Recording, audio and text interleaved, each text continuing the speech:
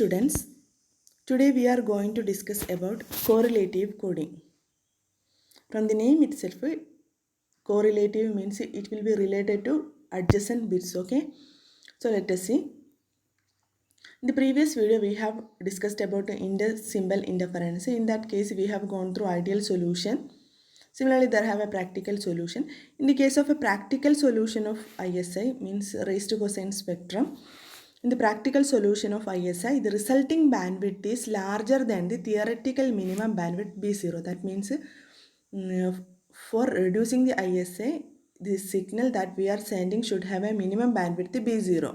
Then only it will not interfere with the adjacent signals.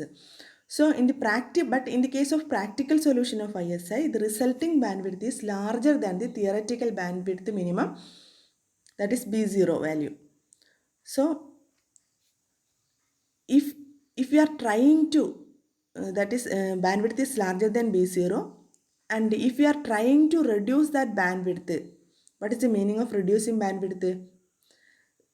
That means we have to increase the width of the signal P of t. See, P of t is a pulse shaping signal, and for increasing the bandwidth of P of f, we have to increase for reducing the bandwidth of P of f, we have to increase the width of P of t.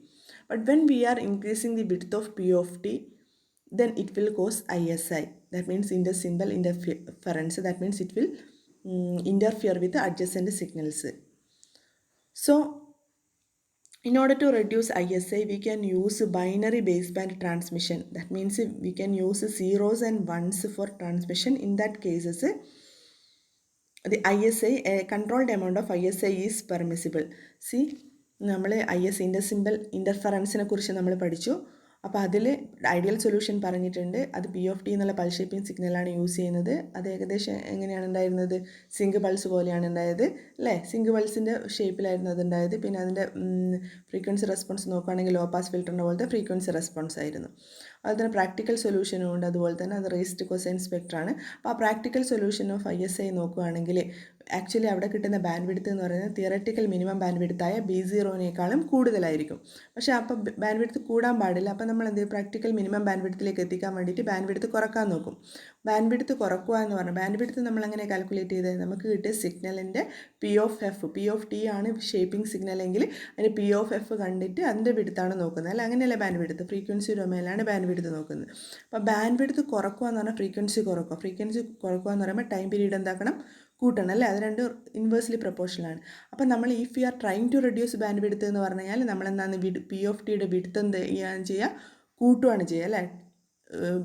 Frequency കുറക്കുക, band width കുറക്കുക എന്ന് പറയുമ്പോൾ എന്ത് ചെയ്യും? Time period കൂട്ടണം അല്ലേ? Time period കൂട്ടുക എന്ന് പറയുന്നത് പൾസ് വേവ് ഷേപ്പിംഗ് സിഗ്നലായ P of tയുടെ വിഡ്ത്ത് എന്ത് ചെയ്യും? കൂടും. അപ്പോൾ അങ്ങനെ വിഡ്ത്ത് കൂടുന്നതിന് അഡ്ജസ്റ്റൻ്റ് പൾസസുമായിട്ട് അത് എന്ത് ചെയ്യും? ഇൻ്റർഫിയർ ആകാനുള്ള ചാൻസസ് ഉണ്ട്. അപ്പോൾ ISI കൂടാനുള്ള ചാൻസസ് ഉണ്ട്. അപ്പോൾ നമുക്ക് ISI ഇല്ലാത്തൊരു കോഡിംഗാണ് വേണ്ടത്. അപ്പോൾ അതിനുവേണ്ടി നമുക്ക് എന്ത് യൂസ് ചെയ്യാം? Binary base band transmission use ചെയ്യാം. ബൈനറി സീറോസും വൺസും യൂസ് ചെയ്തിട്ടുള്ള ട്രാൻസ്മിഷനാണ്. അതിലൊരു കൺട്രോൾഡ് എമൗണ്ട് ഓഫ് ISI എന്താണ്? പെർമിസിബിൾ ആണ്.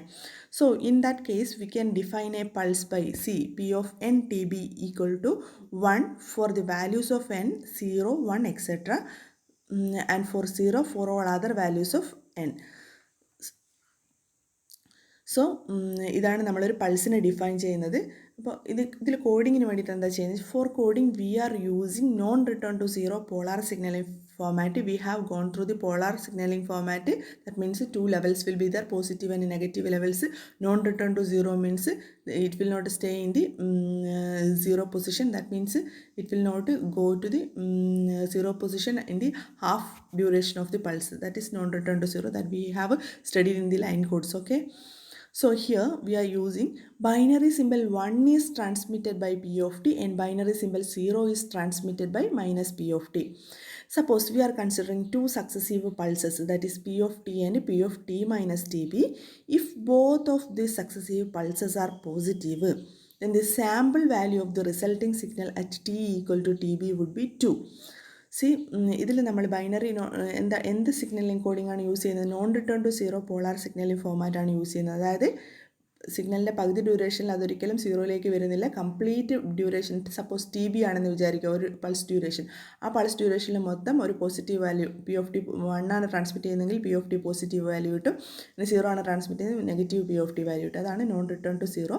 പോളാർ എന്ന് പറയുന്നതുകൊണ്ട് പോസിറ്റീവ് വാല്യൂസും ഉണ്ടാവും നെഗറ്റീവ് വാല്യൂസും ഉണ്ടാവും. നിങ്ങൾ ലൈൻ കോഡ്സിൻ്റെ വീഡിയോ കണ്ടു കഴിഞ്ഞാൽ നിങ്ങൾക്കത് മനസ്സിലാകുന്നതായിരിക്കും എങ്ങനെയാണ് ആ നൊട്ടേഷൻ എന്ന് പറയുന്നത്. ഓക്കെ, അത് ഹാഫ് ഡ്യൂറേഷനിൽ ഒരിക്കലും സീറോയിലേക്ക് വരുന്നില്ല. അതായത് സിഗ്നലിൻ്റെ കംപ്ലീറ്റ് ഡ്യൂറേഷൻ വരെ ഒരു വാല്യൂ ആയിരിക്കും. 1 ആണ് ട്രാൻസ്മിറ്റ് ചെയ്യുന്നതെങ്കിൽ പോസിറ്റീവ് വാല്യൂ കിട്ടും പി ഓഫ് ടിക്ക്. 0 ആണ് ട്രാൻസ്മിറ്റ് ചെയ്യുന്നതെങ്കിൽ നെഗറ്റീവ് വാല്യൂ കിട്ടും. അപ്പോൾ ഇവിടെ സപ്പോസ് നമ്മൾ സക്സസീവ് ആയിട്ടുള്ള പൾസസ് എടുക്കുകയാണെന്നായിരിക്കും. അപ്പോൾ പി ഓഫ് ടി എന്ന് പറയുന്നത് ടി എന്നുള്ള ടൈമിലാണെങ്കിൽ ടി മൈനസ് ടി ബി എന്നുള്ള സമയത്തുള്ള പൾസ് എന്ന് പറയുന്നത് P of T minus T B ആണെന്ന് വിചാരിക്കുക. അതായത് അത് അഡ്ജസൻറ്റ് പൾസസ് ആണ് അല്ലെങ്കിൽ സക്സസീവ് പൾസസ് ആണെന്നുള്ള അസംഷനിൽ എടുക്കുകയാണ്. അപ്പോൾ പി ഓഫ് ടിയും P of T minus T B എടുക്കുകയാണ്. ആ രണ്ട് പൾസസും പോസിറ്റീവാണ്, അത് അടുത്തടുത്തുള്ള പൾസസ് പോസിറ്റീവ് ആണെങ്കിൽ അപ്പോൾ നമ്മൾ എന്ത് സിഗ്നലാണ് അയക്കുക?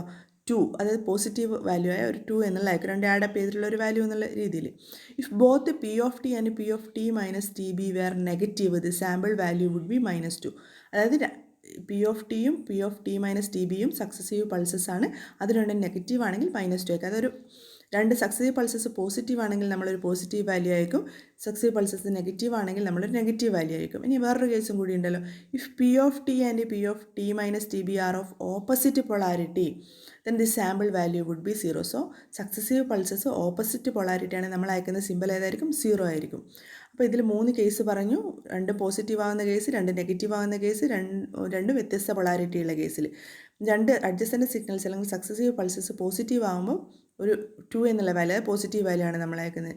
സക്സസീവ് പൾസസ് നെഗറ്റീവ് ആകുമ്പോൾ നമ്മൾ -2 എന്നുള്ള വാല്യൂ ആണ് അയക്കുന്നത്. സക്സസീവ് പൾസസ് ഓപ്പോസിറ്റ് പൊളാരിറ്റിയാണ് നമ്മൾ 0 ആണ് അയക്കുന്നത്. അപ്പോൾ ഇത് നമുക്ക് ജനറലൈസ് ചെയ്തിട്ട് logic is as follows. If the sample value is positive, that means the present and previous bits are 1. If the sample value is negative, the present and previous bits are 0.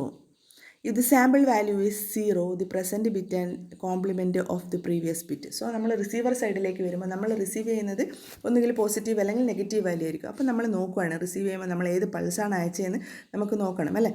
അപ്പോൾ sample value എന്ന് പറയുന്നത് positive ആണെങ്കിൽ അതിന് meaning എന്താണ്? Present and previous bits R 1. ഇപ്പോൾ അയച്ചതും അതിന് മുന്നേയുള്ള ബിറ്റും എന്താണ്? 1 ആയിരിക്കും. അത് ഒരേ പൊളാരിറ്റി ഉള്ളതായിരിക്കും എന്നാണ് ഉദ്ദേശിക്കുന്നത്. ഇത് sample value is negative, the present and previous bits R 0. അതായത് നെഗറ്റീവ് എന്ന് പറഞ്ഞാൽ പി ഓഫ് ടിയും P of T minus T ബിയും നെഗറ്റീവ് ആണെങ്കിൽ present and previous bits will be 0 ആണ് transmit ചെയ്തിട്ടുണ്ടാവുക. If the sample value is 0, the present bit is complement of the previous bit. അപ്പോൾ നമുക്ക് കിട്ടിയ സാമ്പിൾ വാല്യൂ എന്ന് പറയുന്നത് 0 ആണെങ്കിൽ അതിൻ്റെ മീനിങ് എന്താണ്? പ്രസൻറ്റ് പ്രീവിയസ് ബിറ്റ് കോംപ്ലിമെൻ്റ് ആണെന്നാണ് ഉദ്ദേശിക്കുന്നത്. ഓക്കെ, അപ്പോൾ അതായത് നമ്മൾ ഒരു പൾസിൻ്റെ ഡ്യൂറേഷൻ ടി ബി ആണെന്ന് വിചാരിക്കുക. അപ്പോൾ പി ഓഫ് ടിക്ക് ടി ബി ഡ്യൂറേഷൻ ഉണ്ടാക്കും, അതുപോലെ തന്നെ P of T minus T ബിക്കും ടി ബി ഡ്യൂറേഷൻ ഉണ്ടായിരിക്കും. അപ്പോൾ ആ രണ്ട് സിഗ്നൽ പി ഓഫ് ടിയും P of T minus T ബിയും നമ്മൾ നോക്കും. അത് പോസിറ്റീവ് ആണെങ്കിൽ നമ്മൾ അയക്കുന്ന സാമ്പിൾ എന്തായിരിക്കും? പോസിറ്റീവ് സാമ്പിൾ ആയിരിക്കും, 2 എന്നുള്ള വാല്യൂ ആണ് അയക്കുക. നെഗറ്റീവ് ആണെങ്കിൽ നമ്മൾ അയക്കുന്ന സാമ്പിൾ -2 ആയിരിക്കും. അങ്ങനെ 2 ഓപ്പോസിറ്റ് പൊളാരിറ്റി ആയിരിക്കും, നമ്മൾ അയക്കുന്ന സാമ്പിൾ വാല്യൂ 0 ആയിരിക്കും. ഇനി ആ സാമ്പിൾ വാല്യൂവിൽ നിന്ന് നമുക്ക് എന്ത് പ്രെഡിക്റ്റ് ചെയ്യാൻ പറ്റും? റിസീവ് ചെയ്യുന്ന ഈ സാമ്പിൾ വാല്യൂ ആയിരിക്കും അല്ലേ, സാമ്പിൾസ് എല്ലാം അയക്കുക. അപ്പോൾ ആ സാമ്പിൾ വാല്യൂവിൽ നിന്ന് നമുക്ക് പ്രെഡിക്റ്റ് ചെയ്യണം നമ്മൾ മുമ്പ് അയച്ചത് എന്താണെന്ന്. അപ്പോൾ സാമ്പിൾ വാല്യൂ പോസിറ്റീവ് ആണെങ്കിൽ അതിൻ്റെ മീനിങ് എന്താ? പി ഓഫ് ടിയും P of T minus T B ബിറ്റ്സും 1 ആയിരിക്കുമെന്നാണ് ഊഹിക്കേണ്ടത്. പിന്നെ സാമ്പിൾ വാല്യൂ നെഗറ്റീവ് ആണെങ്കിൽ പി ഓഫ് ടിയും P of T minus T ബിയും എന്താണ്? 0 ആണെന്ന് ഊഹിക്കണം. പിന്നെ സാമ്പിൾ വാല്യൂ 0 ആണ് കിട്ടുന്നതെങ്കിൽ പ്രസൻറ്റ് പി ഓഫ് ടിയും P of T minus T ബിയും എന്താണ്? ഓപ്പോസിറ്റ് പൊളാരിറ്റി ആയിരിക്കും എന്ന് നമുക്ക് ഊഹിക്കാൻ കഴിയും. ഓക്കെ, അതായത് നമ്മൾ എന്താണ് ഇവിടെ കോഡിങ് എങ്ങനെയാണ് നടത്തുന്നത്? റിലേറ്റിംഗ് ടു അഡ്ജസൻറ്റ് ബിറ്റ്സ് അല്ലേ, അങ്ങനെയാണ് നമ്മൾ നോക്കുന്നത്. ഇതിൻ്റെ കേസിൽ എന്ന് വെച്ച് കഴിഞ്ഞാൽ ബൈനറി കോഡിങ്ങിൻ്റെ കേസിൽ controlled amount of ISA possible ആണ്. അപ്പോൾ അഡ്ജസൻറ്റ് ബിറ്റ്സ് തമ്മിൽ ISA ഉണ്ടോ എന്ന് മാത്രം നോക്കിയാൽ മതി, വേറെ എവിടെ എന്തുണ്ടായിരിക്കില്ല? ISA ഉണ്ടായിരിക്കില്ല. ഓക്കെ, ഇതിൻ്റെ കേസിൽ കോറിലേറ്റീവ് കോഡിങ്ങിൻ്റെ കേസിൽ ബൈനറി കോഡിംഗ് ആണ്, ബേസ് ബാൻഡ് ബൈനറി കോഡിംഗ് ആണ് നമ്മൾ യൂസ് ചെയ്യുന്നതെങ്കിൽ. അപ്പോൾ ഇതിൽ കോറിലേറ്റീവ് കോഡിംഗ് എന്ന് പറയാൻ എന്താ കാരണം? റിലേറ്റിംഗ് ടു അഡ്ജസൻറ്റ് ബിറ്റാണ് നമ്മൾ കോഡിംഗ് നടത്തുന്നത്. Okay, that is why it has got the name correlative coding. Okay, thank you.